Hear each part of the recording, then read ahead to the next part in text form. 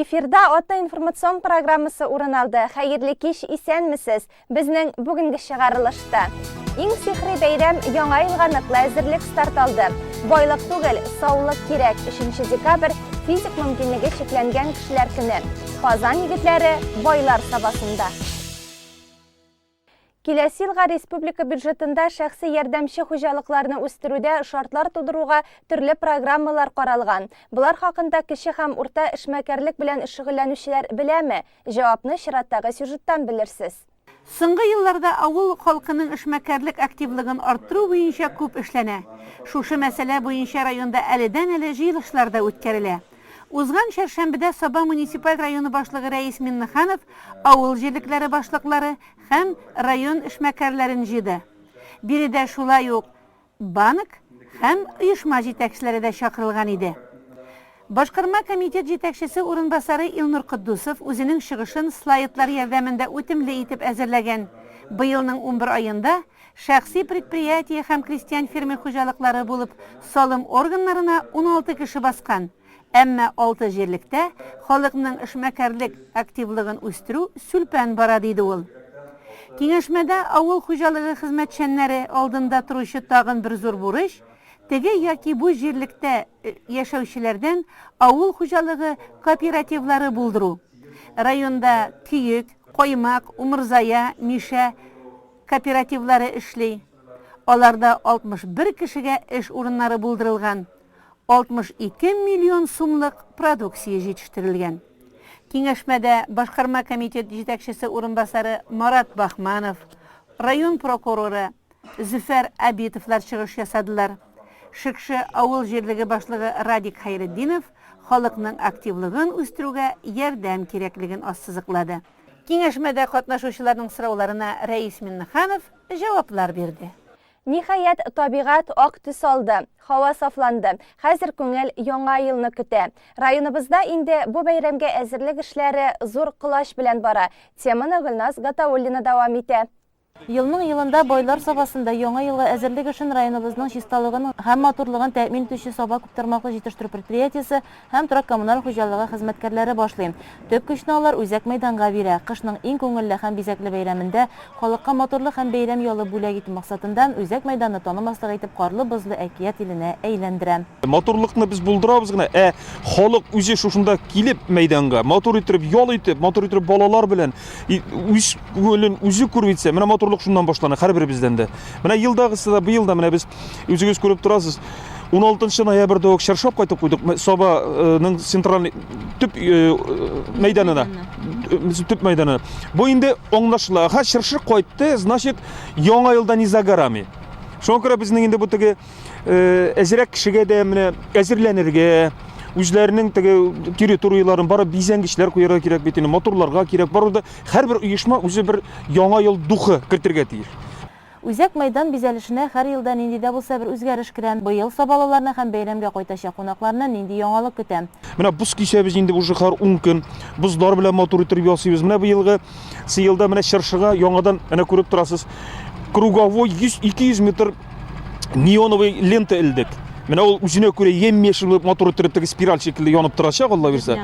Гирлянда буе, менә бер бизәнгечтә. Хәзер менә яңадан менә бузлар кисеп таулар ясыйбыз. Күрәсез, менә ул балалар килә бит инде. Ул балаларга самый главный тау кирәк. Аларга шуарга кирәк. Ну тауның да инде булырга тиеш бар да зирәк кенә менә техника куркынычсызлыгы бит инде. Имгәнүләр булмасын, самый главный менә Ходаемнан Аллаһ Субханаһу Тааладан шуны сорарым мин. Әтиәне инде менә шу без ясаган тауларда шуганда зирәк балаларын тоже контрольдән ычкындырмасын. Менә яңадан менә шу артка карасак, менә монда һәр кыйма ипи битенә керә торган бит матур кыйма булачак. Шуның артына Алла бирсә планлаштырып торабыз. 2 якка төшә торган тау ясарга. Әле ул быел яңалык. Дуговой тау була инде. Дуга булып кигән тәшкил 2 якка ителгән, уртада менә торган була. Менә бу тоже яңалык. Детский площадка бит аерым җыела безнең. Бусы инде тоже менә машиналар кирмәскә бар, ипи битенә машиналар керә. Менә бусы яңадан кабатлау була инде сакчылык буенча. Киләсе елда бүтән Саба халкына матурлык, тынычлык, бердәмлек, матур итеп теге башта башлаган сүземә кушылып әйтәм инде. Шушы мәйданга җыелып балалар белән, туганнар белән, кайткан кунакларны килеп, шундый матур булыр дип ышандырып калам. Бәйрәм белән сезне. Әлбәттә, таулар төп урынны биләячәк. Чөнки балаларның гына түгел, авылларның да иң яраткан күңел ачу урыны алар. Зур тау, гадәттәгечә Россельхозбанк каршында урнашачак, ә кечерәге икмәк кибете янәшәсендә булыр дип көтелә. Лампа өлеше чыршы формасында булган баганалар исә үзәк урамны яктыртып торачак. Шулай ук оешма предприятиеләрдә үз территорияләренә яңа ел рухы кертә. Чыршы куялар, аны төсле утлар белән бизиләр, карбыздан сымнар ясыйлар. Ә бөтен матурлыкны исә яңа ел якынлашкан көннәрдә тулысы белән күрербез. 2019 елны каршы алырга тагын 31 көн калып бара. 3 декабрь сәламәтлеге ягыннан мөмкинлеге шикләнгән кешеләр көне. Иртәгедән инвалидлар декадасы башланып китә. 10 көнлек кысаларында төрле спорт, мәдәни, күңел ачу чаралары оештырылачак. Медицина ни кадәр генә алга китсә дә, кызганычка каршы җәмгыятьтә физик мөмкинлеге шикләнгән кешеләр кимеми диярлек. Гарип булып туган кешеләрдән тыш, яшәү дәверендә сәламәтлеген югалтканнар да шактый. Чираттагы сюжет Шәмәрдән бистәсендә яшәүче Рияна Имамиева хакында әзерләнде. Бәхет диләр, нәрсәсен ул бәхет, кайдасын ул, уны кем күргән? Бәлки әле күрүчеләр дә бардыр. Сорап карыйк, әйдә берәүдән, ятим бала, әти, әни дияр. Бәхет нәрсә ул дип сорасан, ашка тилмергәннәр, ипи дияр, байлык дияр, туктан сорасан. Тотып карау аны мөмкин түгел, күрү кирәк түгел төсендә. Ходай сиңа тормыш, гомер биргән, син бәхетле, шуның эчендә. Ә минемчә, бәхет бит ул, дуслар, аны эзләп таба белүдә. Яшәүнең яме шунда минем, туган җирдә гомер итүдә. Кыяштан да якты назлы Рияна әнисе Гөлгенә карынында вакытта сау-сәламәт сабый була. Үзе нәтиҗәләренә нигезләнеп, табиблар әнә шулай дип ышандыра. Кызганычка каршы 2009 елның 15 мартында бала тугач, Имамиевларга начар хәбәр җиткерәләр. Еклелек шырым бик әйбәт үтте. Үзилар үтеп, барсы да яхшы диделәр. Тугач, позвоночнигында опухоль белән туды бала. Бөтенебез дә шаккаттык инде аңа. Злокачественный, доброкачественный белмәдек, но безне бик каты куркыттылар, что безнең бала будет лежать как овощ кына диделәр. Икенче көнне баланы ДРКБга, скорый белән ДРКБга алып киттеләр. Обследовать итеп, Риянага 10 көне туганына операция ясадылар, позвоночнигындагы шешен алдылар.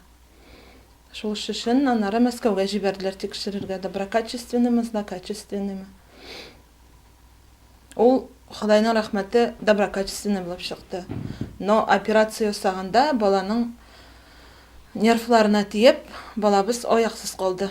Табибларның балагыз фикерли, ишетә, утыра, башында тотып тора алмаячак дигән сүзенә каршы ана, юк минем, балам андый булмаячак, менә күрерсез дип җавап кайтара. 9 ел алар шушы баланы аякка бастыру өстендә эшли. Риянага барлыгы 20 операция кичерергә туры килгән. Бер көнне интернетны актарып утырганда, топ булдым Петербургтагы клиникан турында таптым мәгълүмат. Шунда иреме әйттем, әйдә мин әйтәм барып кайтыйк әле.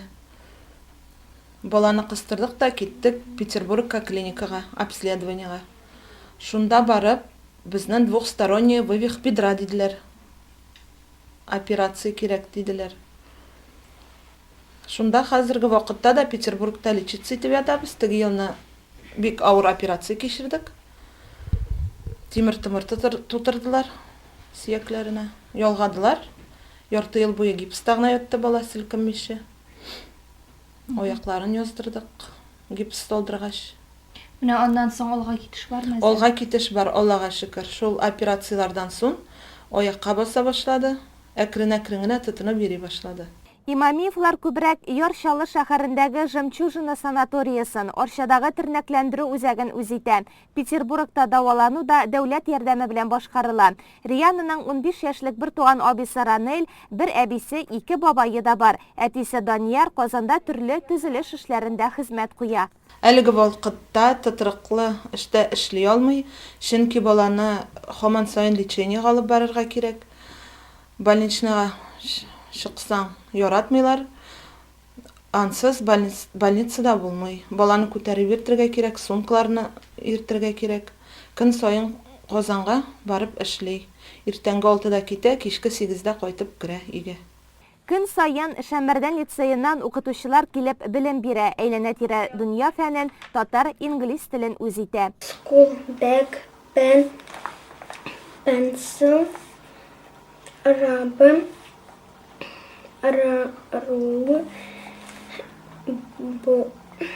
book, pencil case. Иҗатка да гашыйк ул. Матур итеп шигырь сөйли, моңланырга ярата. Һәр якшәмбе Казан шәһәрендәге Нәни принцессалар мәктәбенә йөриләр. Бүгенге көндә фестивальгә әзерләнәләр. Май аенда Риана Татарстанның Нәни принцессасы титулын алуга көч сынашачак. Шәмәрдәндә ул яшь талантлар иҗат түгәрәгендә шөгыльләнә. Мәдәният йортында җыр буенча белемен тирәнәйтә. Әлеге түгәрәк үз эшчәнлеген 2017 елдан башлап китте һәм инде шушы вакыттан бирле без Риана белән бергә. Риана минем иң сәләтле укучыларның берсе. Ул шигырьләрне бик тиз ятлый һәм үзлегеннән аңа дөрес интонация куя белә. Һәм инде әз генә төзәтмәләр киткән чиракта да ул аны шундук отып ала. Без аның белән шулай бергә бик күптән шигырьләр өйрәнәбез, матур сөйләм серләренә төшенәбез.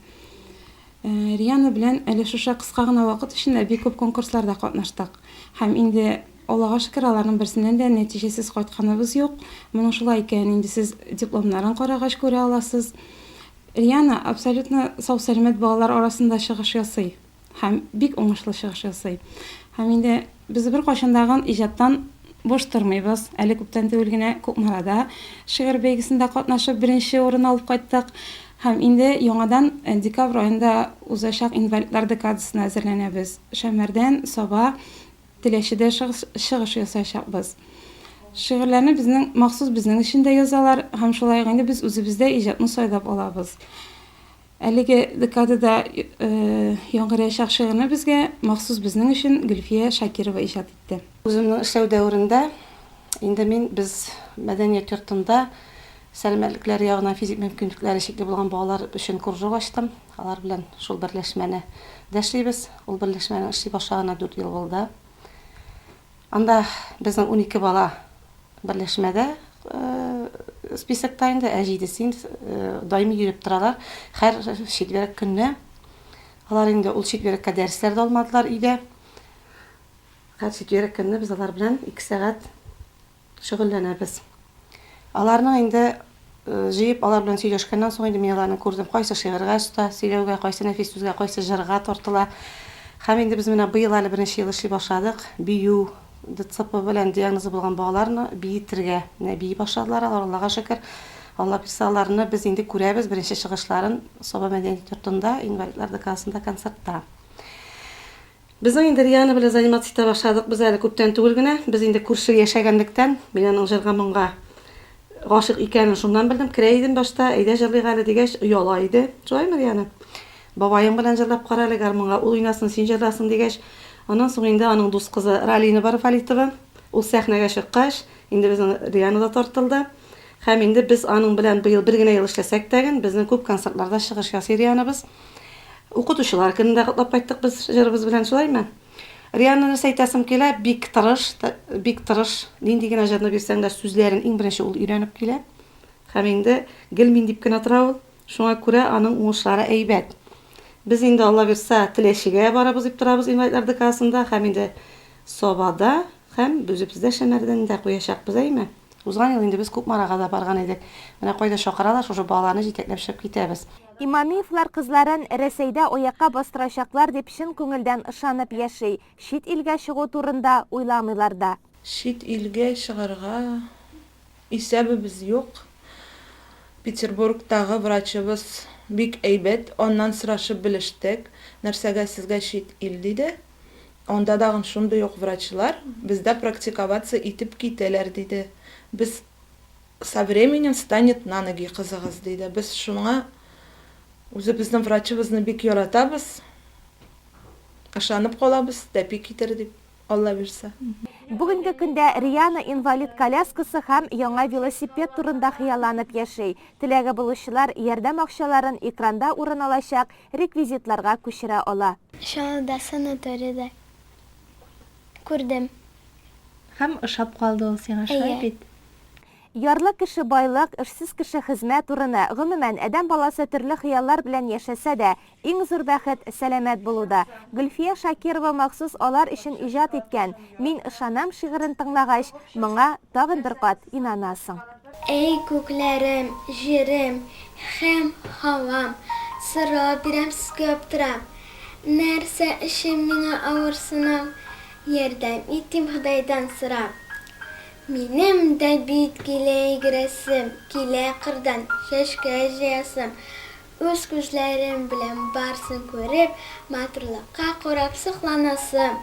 Нигә, тагын бер кат нигә, мине нинди язмыш караган? Нигә юллар миңа ачык түгел? Язмыш юлы нигә карадан? Туқта, шушу дигән Риана. Бу вакытлы, барысы да үтәр. Син йөрерсең, әле йөгерерсең, тик бәхетле киләчәк көтәр. Тик сабыр бул яме, ышан миңа, терелеп аягыңа басарсың. Бар хыялың чынга ашар Риана, сәхнәләргә менеп җырларсың. Эй кешеләр, эй илаһи көчләр, булышыгыз шушы балага. Җаны тулы булган әрнүләре әйләнмәсен тирән ярага. Туқта, мин аңладым хәзер. Үз кешеңә кирәк ышанырга, миннән булмый дип битләнеп, кирәк түгел ялап утырырга. Өмет, яхшы булыр дигән. Өмет мине җирдән яшәтә. Алла бирсә тиздән йөрим дигән. Мин каламын шушы теләктә. Бер Ходайның амин сәгатенә туры килсә шушы сүзләрем. Кеше кебек мин дә атлап йөреп, балкып торсын иде йөзләрем.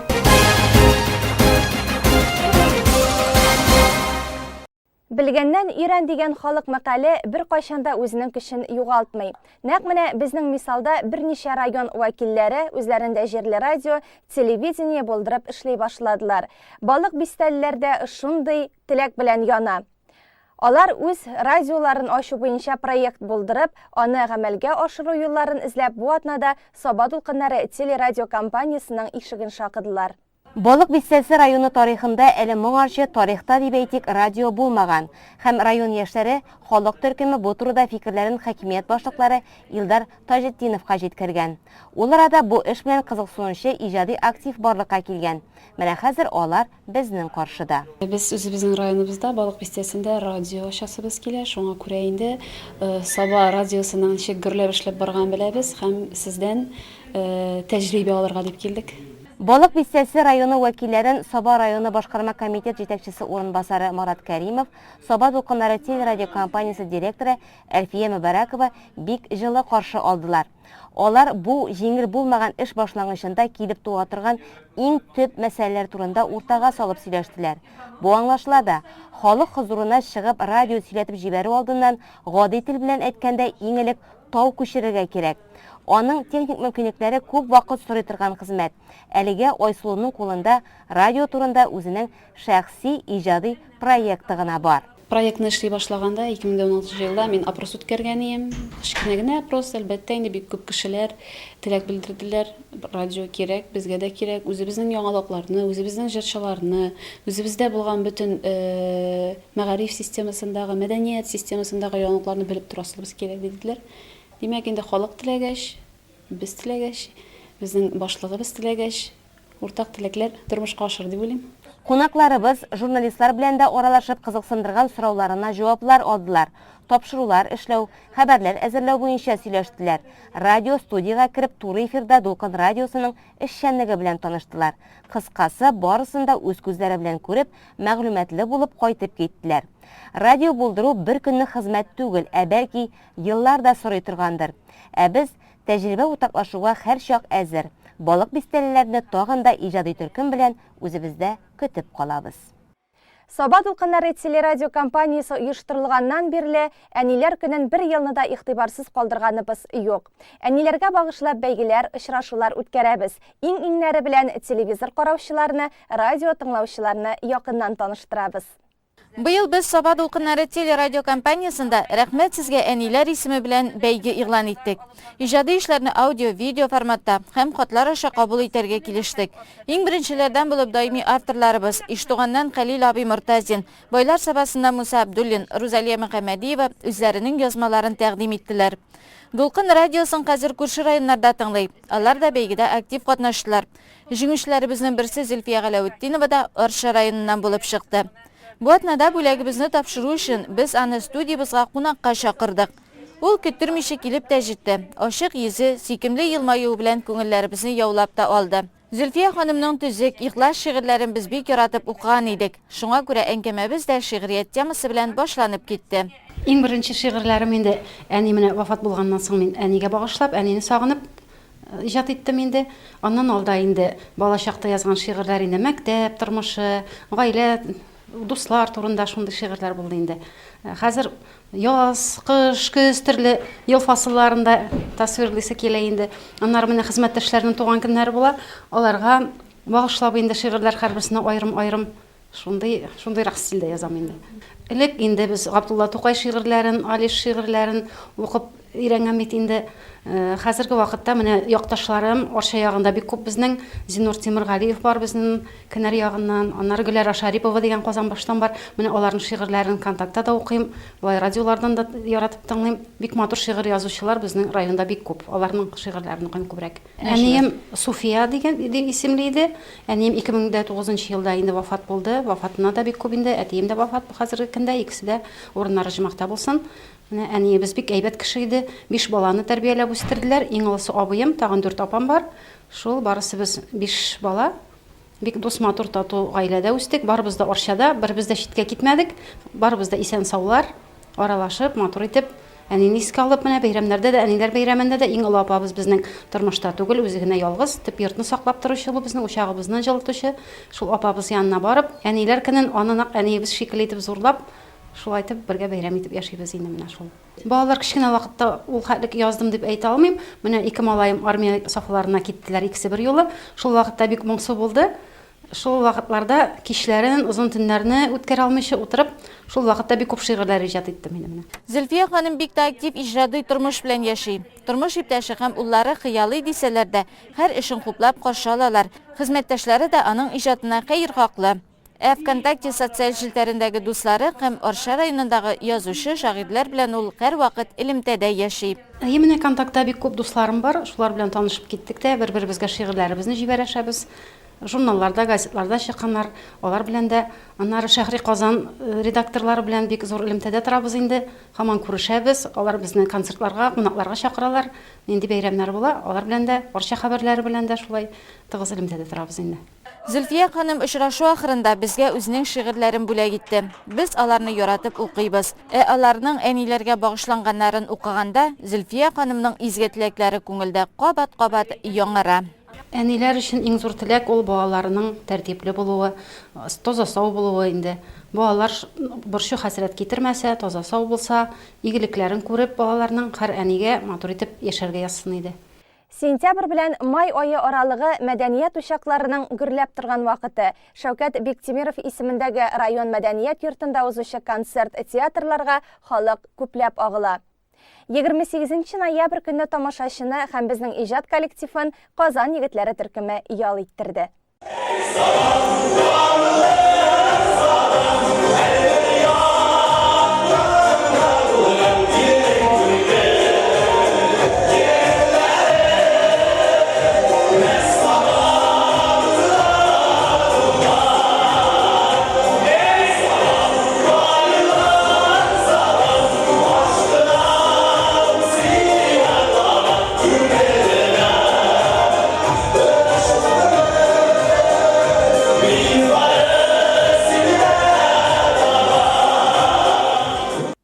Аларны яратып, үзебезнең егетләр дибез. Һәм бу дөрестән дә шулай. 2013 елда яңа состав белән эшли башлаган Казан егетләре төркеме Саба тамашачысын үзенә гашык итәргә өлгерде инде. Араларында райондашыбыз Мамалай авылы егете Илнат Фархуллинның булуы да тәэсир итә. Алар гаиләдә 5 малай үскән. Ул вакытта Илнатны танылган җырчы булачак дип уйлап та карамаганнардыр мөгаен.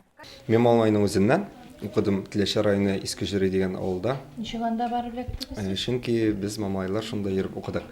Анда интернатта тордык, атна 2 тапкыр кайтадыр як. Шуның белән балачак хатирәсе, уку еллары хатирәсе башка кешеләрнекенә караганда безнеке кызыклырак һәм үтә истә каладыр. Менә интернатта торган кешеләрнең дип әйтәсе килә. Авылымны бик яратам. Авылда еш кайтып булмаса да 3-4 айга бер генә кайтыла. Әмма дә ләкин ниндидер ел сайын бер истәлекле әйбер калдырасы килде. Гел балачак хыялы булды һәм кичке уен дигән менә 2 ел инде бара безнең авыл көне, ул 5 августта үтә.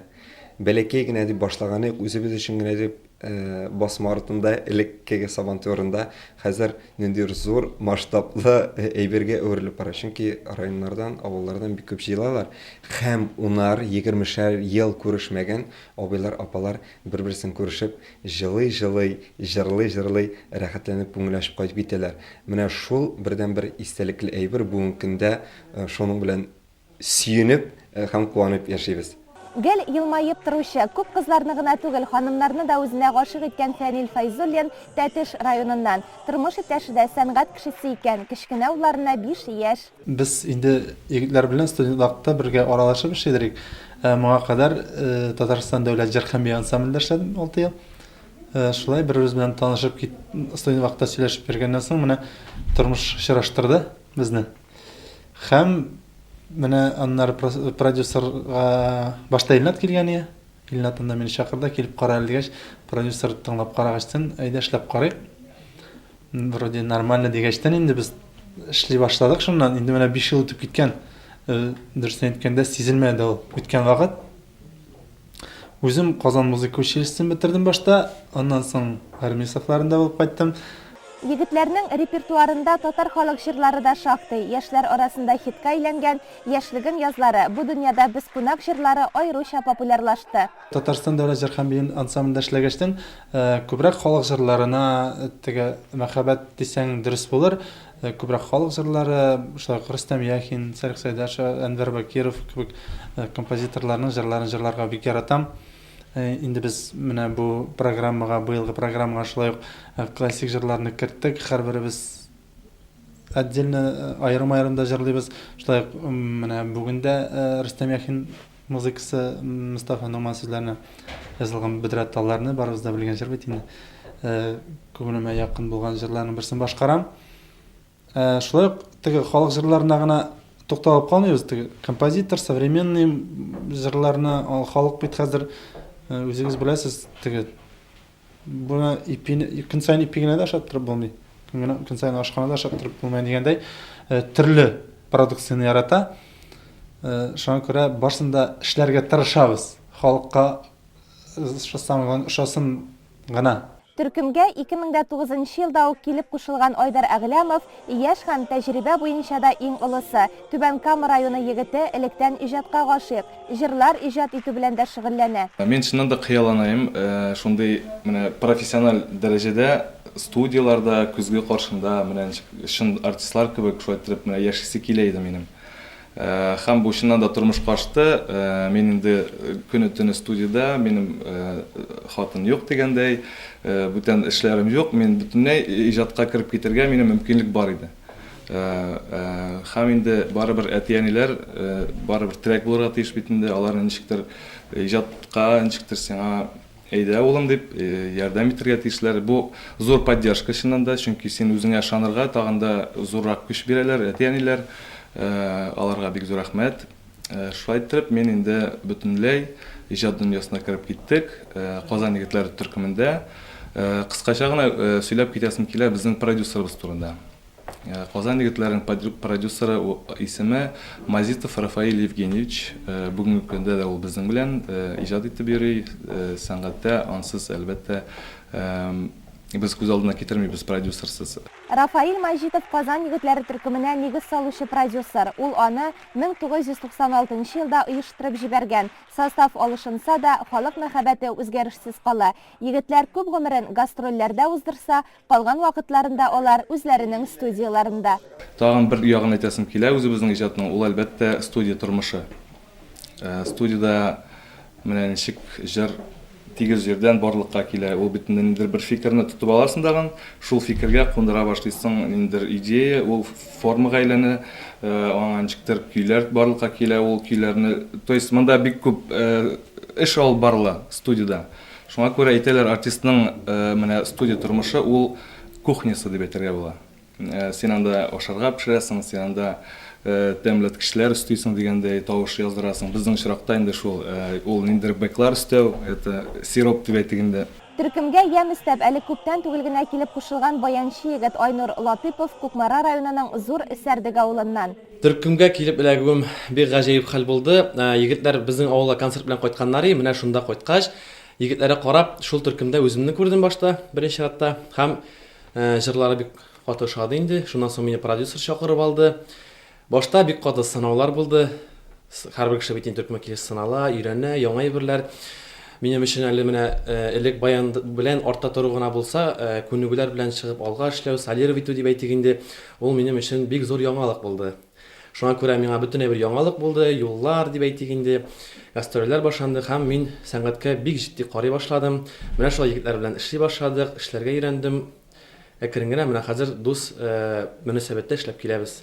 Концерт программасы дәртле җырлар, үзәкне өзгеч моңнарга бай булды. Саба тамашачысы өчен күңелле сюрприз да әзерләнгән иде. Бу кичтә егетләр беренче тапкыр Әлфия Мөбаракова сүзләренә Тәслимә Низами иҗат иткән Туган авылым шик-ши җырын презентацияләде.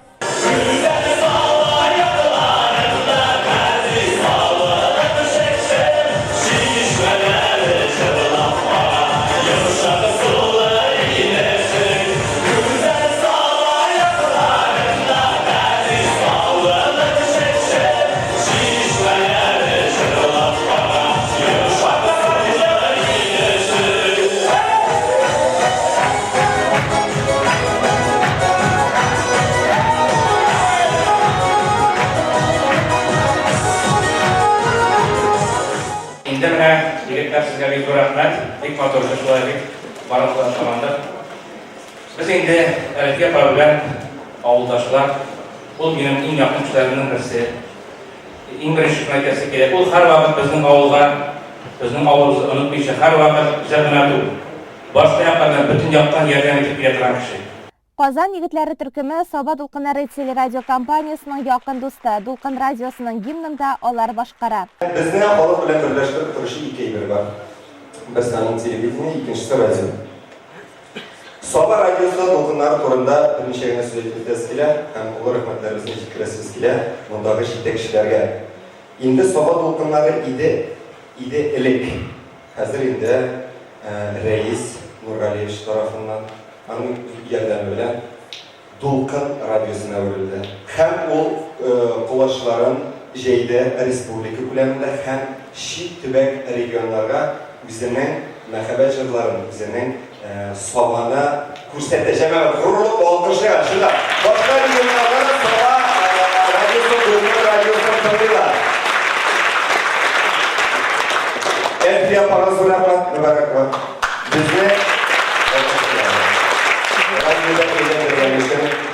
bizga Дулкын радиосына үзгәргәч, аңа бит инде үзенең җыры булырга тиеш, үзенең исеме булырга тиеш.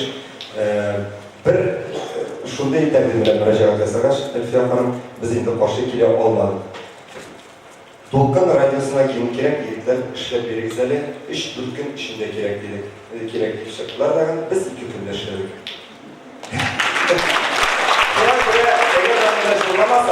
Дулкын радиосы гимны. Ул дөрес булмас иде. Гөлсинә Сабыр кие һәм сүзләрен язылган Дулкын радиосы.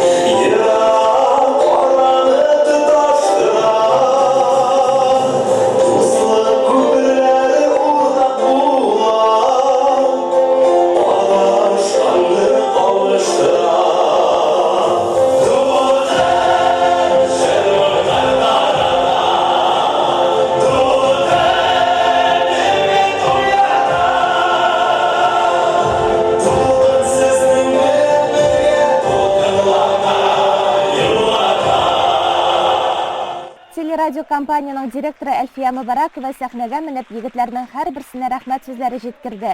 Төркемне туплап, халыкка танытучы, һәр төрле мәсьәләне хәл итүче продюсерлары Рафаил Мәҗитовка иҗади уңышлар теләде.